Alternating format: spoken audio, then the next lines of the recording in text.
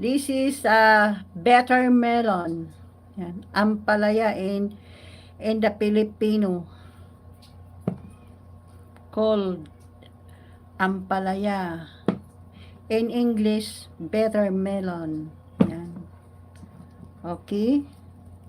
And this one, eggplant in English and Filipino in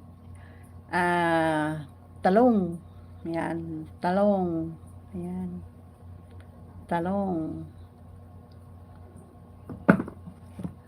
And this one in Filipino, okra.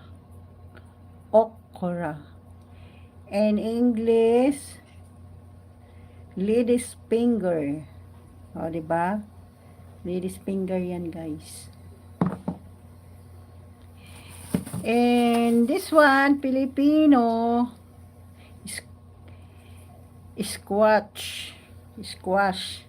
Squash. In Tagalog, kalabasa. Ayan, kalabasa.